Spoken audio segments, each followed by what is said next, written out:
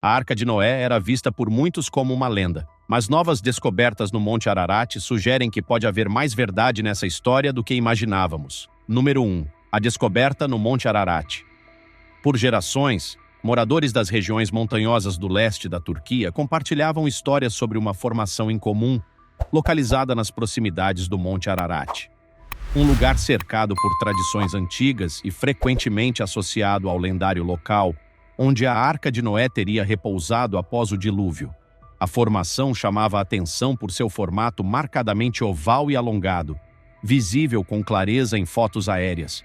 Ela se destacava da paisagem árida e acidentada como se algo gigantesco estivesse ali repousando, encoberto pelo tempo e pelo solo endurecido. Medindo mais de 150 metros de comprimento, esse formato coincidia com as dimensões descritas em antigos textos religiosos que relatam o tamanho da arca. Com essa semelhança em mente, cientistas e pesquisadores resolveram abandonar a ideia de que tudo era apenas um mito. Em vez disso, decidiram investigar com seriedade, usando recursos modernos para verificar se aquilo escondido sob a terra poderia realmente estar ligado a uma das histórias mais antigas e conhecidas da humanidade. Número 2. O enigma da formação de Durupanar. A formação que despertou tanto interesse foi batizada de Sítio de Durupanar, em homenagem ao capitão turco que a identificou em fotografias aéreas décadas antes. Situada em uma região remota, longe de centros urbanos, essa área começou a chamar a atenção principalmente pela semelhança impressionante com o formato de um navio de grande porte encalhado no solo.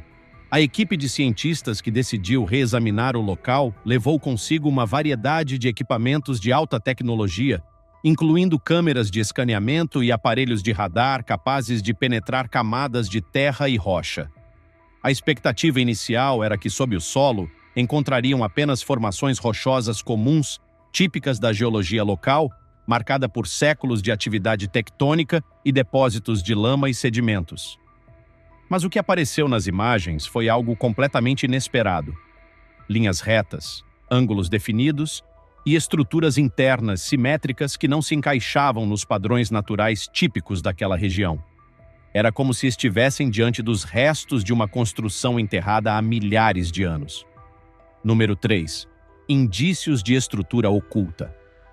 À medida que as imagens coletadas pelos escaneamentos eram analisadas, os cientistas começaram a perceber que os padrões ali revelados estavam longe de ser aleatórios.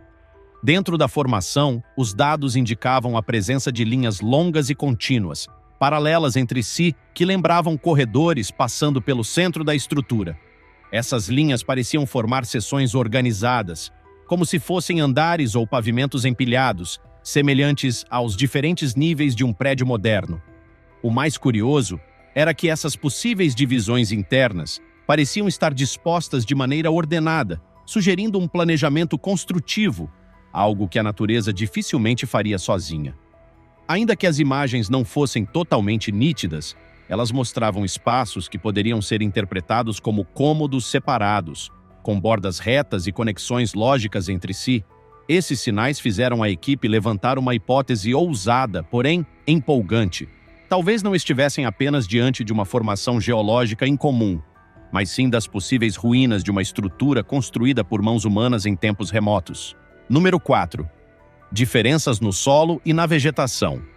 Buscando mais evidências, os cientistas coletaram amostras de solo tanto de dentro quanto do entorno da formação. A análise laboratorial revelou diferenças significativas.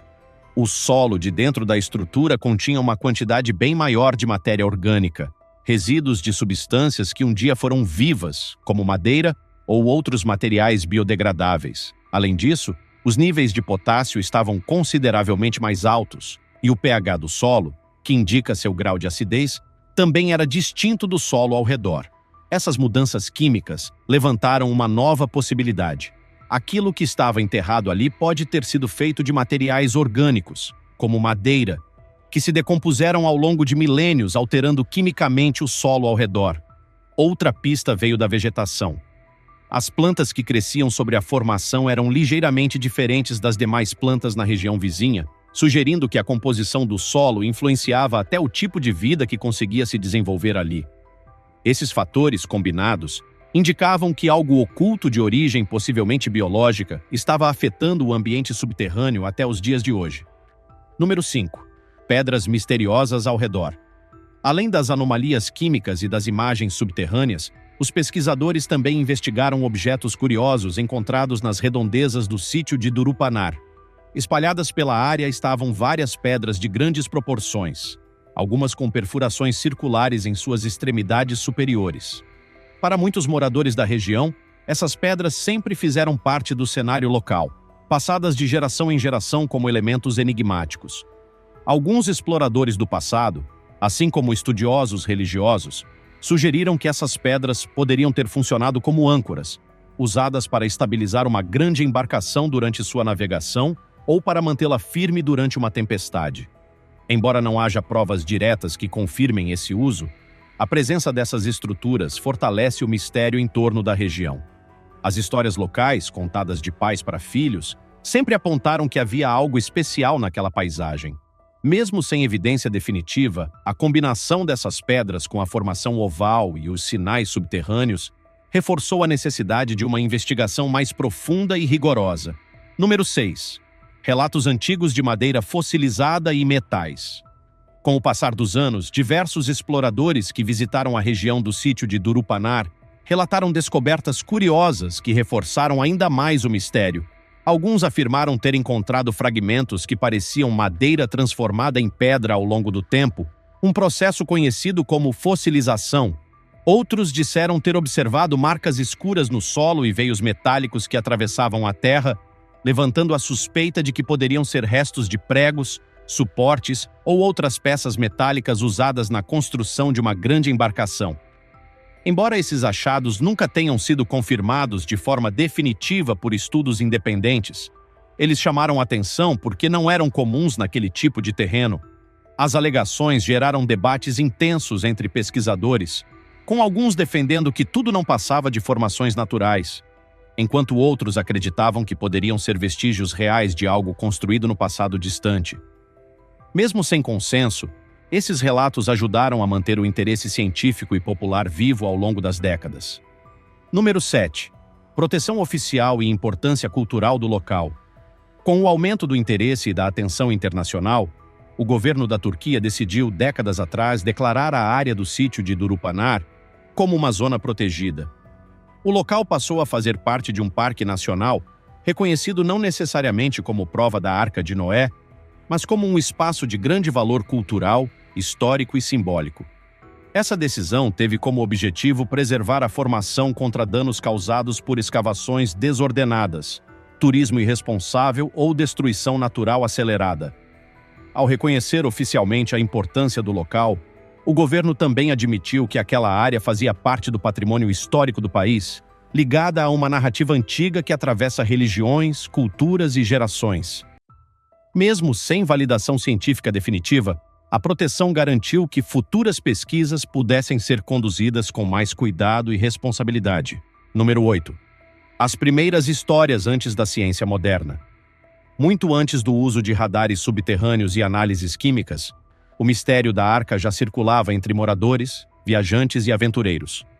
Pastores que cruzavam as montanhas, soldados que patrulhavam regiões isoladas e exploradores que se aventuravam por trilhas perigosas contavam histórias sobre formas estranhas vistas após deslizamentos de terra ou períodos de degelo. Alguns diziam ter visto vigas de madeira expostas, outros falavam em cavernas com estruturas internas incomuns. Essas narrativas eram passadas oralmente, de geração em geração, sem registros fotográficos ou provas concretas. Embora muitas dessas histórias não resistam à análise científica moderna, elas ajudaram a construir uma tradição local rica em mistério e curiosidade. Mesmo sem confirmação, essas memórias coletivas mantiveram viva a ideia de que algo extraordinário poderia estar escondido nas montanhas. Número 9. Avistamentos e rumores durante a Guerra Fria. No período da Guerra Fria, o mistério ganhou uma nova dimensão. Surgiram boatos de que imagens captadas por satélites espiões mostravam uma estrutura em forma de navio nas encostas geladas do Monte Ararat. Pilotos militares e soldados que sobrevoaram a região durante missões afirmaram ter visto sombras ou contornos estranhos sob o gelo. Essas alegações geraram grande entusiasmo, especialmente porque a tecnologia militar da época era envolta em segredo. No entanto, quando cientistas tiveram acesso às imagens, explicaram que os formatos observados podiam ser resultado de sombras projetadas, blocos de gelo, formações rochosas ou elevações naturais moldadas pelo clima extremo. A combinação de mau tempo, altitude elevada e tensões políticas impediu qualquer investigação mais detalhada no local, fazendo com que muitos desses relatos permanecessem sem comprovação. Número 10. A descoberta de İlhan Durupanar. No final dos anos 1950, um momento decisivo ocorreu quando o capitão turco İlhan Durupanar analisava fotografias aéreas produzidas para fins de mapeamento. Nessas imagens, ele notou uma forma oval incomum destacando-se no terreno, localizada a muitos quilômetros ao sul do pico principal do Monte Ararat. Diferente das áreas cobertas por gelo, essa formação estava em uma encosta mais acessível, composta por antigos fluxos de lama endurecida. O formato suave e alongado lembrava claramente o casco de um grande navio repousando sobre o solo. Investigações realizadas na década seguinte concluíram que a formação poderia ser natural, resultado de processos geológicos antigos.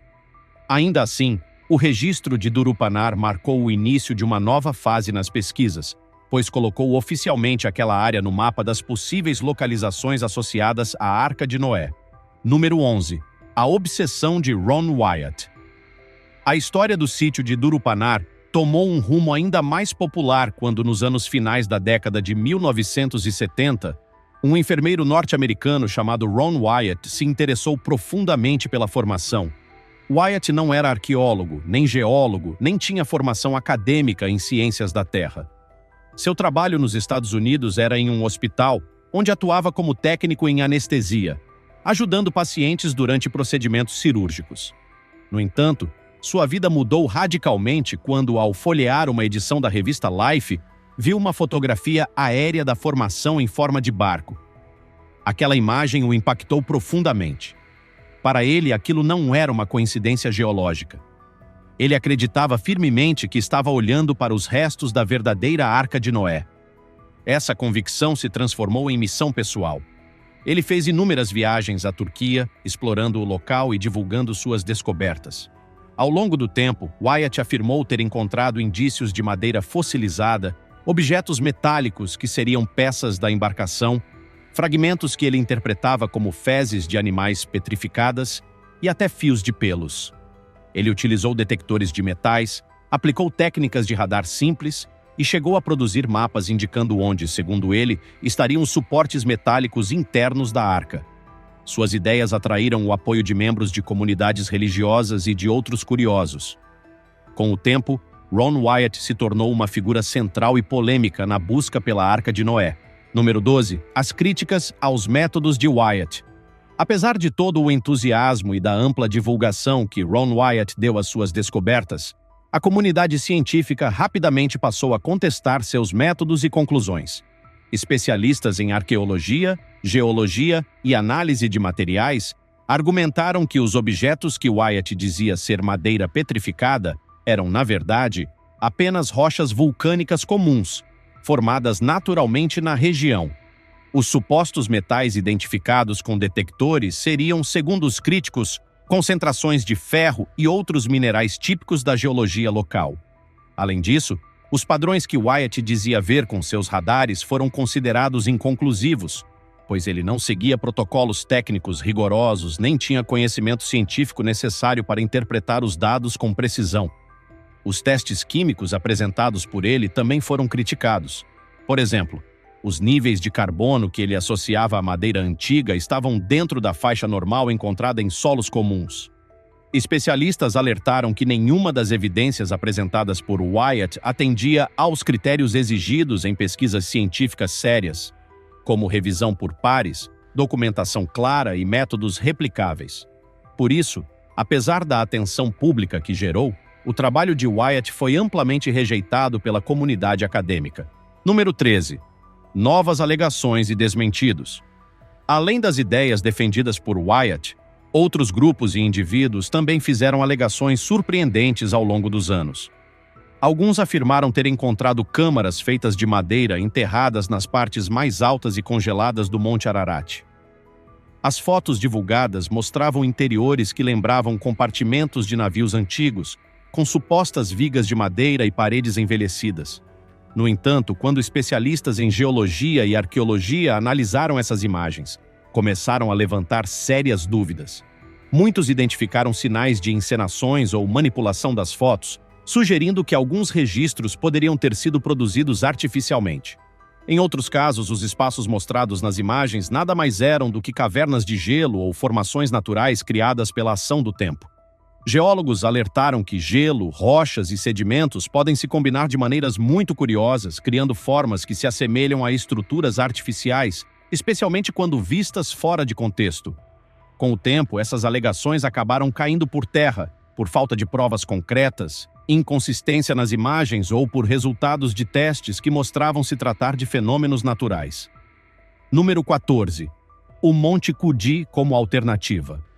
Enquanto a maioria das buscas pela arca se concentrava nas encostas do Monte Ararat, alguns estudiosos passaram a sugerir outra localização. O Monte Cudi, também localizado na região sudeste da Turquia, mais ao sul. Essa teoria se baseava em antigos relatos históricos e textos religiosos que mencionavam uma montanha de Kurdistão ou montanhas ao redor da Mesopotâmia como o possível local onde a arca teria repousado. Defensores dessa ideia apontavam para ruínas antigas, tradições locais e nomes históricos que, segundo eles, apoiavam essa versão alternativa. Alguns estudiosos afirmaram que o Monte Cudi era conhecido como local sagrado e ligado a histórias de dilúvio em culturas antigas. No entanto, o problema com essa teoria era a ausência de provas físicas concretas. Nenhuma estrutura, fragmento de madeira ou formação semelhante à do sítio de Durupanar foi encontrada ali até hoje. Por isso, embora interessante do ponto de vista cultural e histórico, a hipótese do Monte Cudi ainda depende exclusivamente de interpretações de textos antigos, sem apoio arqueológico direto. Número 15. A importância da tecnologia moderna. O uso de tecnologia de ponta tornou possível investigar o sítio de Durupanar sem escavações destrutivas. Radares de solo, análises químicas e mapeamento digital permitiram detectar diferenças estruturais e químicas entre o interior e o entorno da formação. Isso trouxe credibilidade ao estudo e indicou que, mesmo sem escavar, é possível reunir dados sólidos. A ciência atual oferece recursos que as expedições do passado nunca tiveram. Número 16. O verdadeiro valor da descoberta. Independentemente de o que está enterrado no sítio de Durupanar ser realmente a Arca de Noé ou apenas uma formação natural incomum, o impacto da descoberta já é inegável. Ela não apenas reacendeu uma das histórias mais antigas da humanidade, como também demonstrou que é possível fazer investigações sérias sobre temas que antes eram tratados apenas como mitos ou símbolos religiosos. A busca pela arca, nessa nova fase, mostrou como fé e ciência não precisam ser inimigas. Elas podem caminhar lado a lado quando há honestidade intelectual, respeito pelas evidências e disposição para ouvir o outro lado. Além disso, a investigação impulsionou melhorias tecnológicas, inspirou jovens pesquisadores, chamou a atenção de pessoas que nunca se interessaram por arqueologia e despertou em muitos um sentimento de maravilhamento diante do passado. O mais importante é que essa jornada está sendo conduzida com mais responsabilidade, mais colaboração entre áreas do conhecimento e mais abertura ao diálogo. Isso, por si só, já é um avanço histórico. Número 17. Um novo capítulo na busca por respostas. O sítio de Durupanar pode conter os restos de uma antiga embarcação ou ser apenas uma formação geológica rara, mas de qualquer forma conseguiu algo importante. Uniu ciência e fé, reacendeu o debate e inspirou o mundo a continuar buscando verdades escondidas no tempo. Número 18. A ciência como ponte entre passado e presente. À medida que as investigações continuam, o mundo observa com expectativa. Novas perfurações estão sendo planejadas para coletar amostras mais profundas do solo. O objetivo é levar esse material para laboratórios avançados, onde será possível analisar a composição química com precisão e, quem sabe, encontrar traços de materiais orgânicos antigos que possam ser datados com exatidão. Número 19. Tecnologia a serviço da arqueologia bíblica. O que torna esse momento único não é apenas a forma da estrutura ou sua localização compatível com a narrativa antiga. É a combinação de paciência, tecnologia de ponta, trabalho de campo sistemático e a disposição dos pesquisadores em examinar tudo com cautela, sem pressa para confirmar hipóteses. Isso contrasta com as abordagens apressadas de caçadores da Arca do Passado, que faziam afirmações ousadas com base em evidências frágeis. Número 20. Conclusão. Entre a dúvida e a maravilha. No fim das contas, a conclusão mais honesta é que a descoberta é fascinante, mas ainda não definitiva. Existem indícios que despertam esperança, mas também elementos que exigem mais estudo. Há entusiasmo, sim, mas também cautela. A verdade está sendo revelada camada por camada, teste por teste, e isso por si só já torna a história poderosa. Número 21. A força da busca coletiva. A formação de Duro-Panar pode ser o que restou de uma embarcação ancestral ou apenas uma formação geológica extraordinária. Seja qual for a resposta, ela já cumpriu um papel importante. Uniu cientistas e crentes, céticos e sonhadores, o passado e o presente.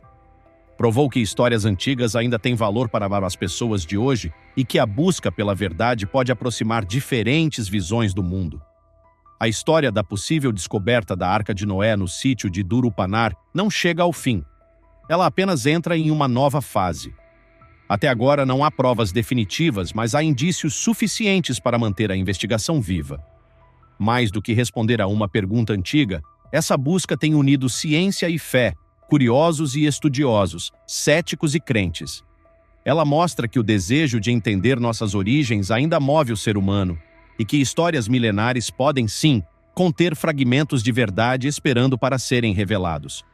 Enquanto novos estudos são preparados, o mundo observa, refletindo sobre o valor das perguntas que atravessam o tempo. Talvez a maior descoberta não esteja enterrada no solo, mas na jornada de buscarmos juntos o que nos conecta ao passado. Porque, no fim, é isso que nos torna humanos. A vontade de saber, de lembrar e de acreditar que há sempre algo mais a ser descoberto. Se tiver gostado do vídeo, deixe seu like e inscreva-se em nosso canal para acompanhar todas as novidades. Te encontro em um desses vídeos que estão aparecendo agora na sua tela. Cuidem-se, pessoal!